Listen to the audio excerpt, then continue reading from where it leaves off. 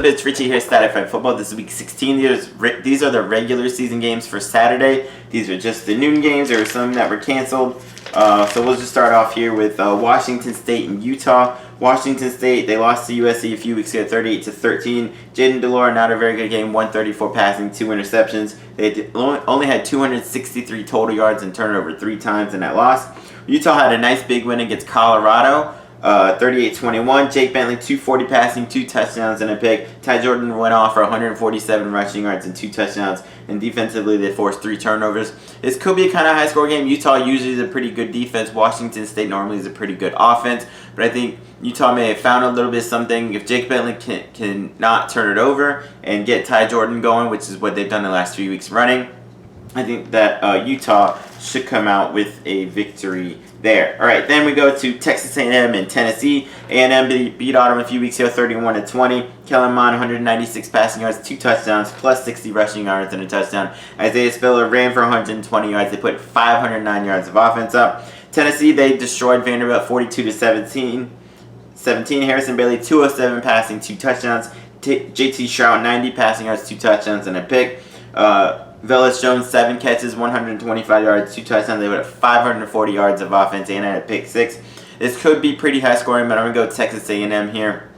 I think the quarterbacks for Tennessee are kind of hot and cold. Mon, he throughout his career has been inconsistent. This year has been mostly consistent, and even if not, they have a good running back in Isaiah Spiller, so I got A&M there. All right, Florida State, Wake Forest. Florida State, they beat Duke 56-35. Kind of how I thought. Duke turned over 4 times in that game.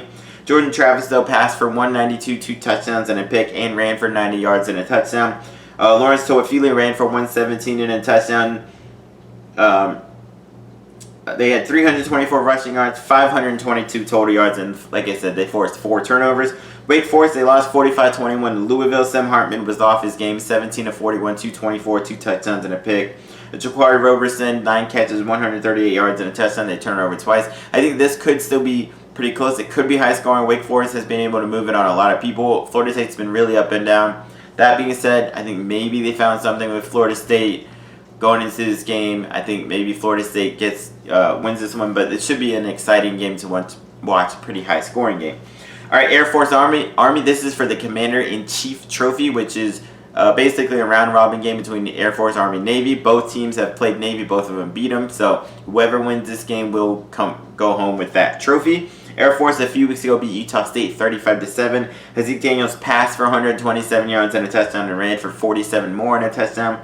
Caden Remsburg ran for 107 yards and a touchdown. They ran for 334 rush yards in it as a team, forced 2 turnovers there. Whereas Army, they beat Navy 15-0. Tyler passed for 20 yards but ran for 96 yards and a touchdown. They only gave up 117 yards and had a safety defensively in that shutout. I think this will be a really, really close game. I think it will go back and forth. I'm kind of leaning towards Air Force actually just because they have they're both triple option offenses, but Air Force has a slightly better passing game. So I'm just going to go there with Air Force, but this should be a pretty fun game to watch. Alright, and those are the noon games, so check out my other videos for the midday ones and the primetime ones. Peace.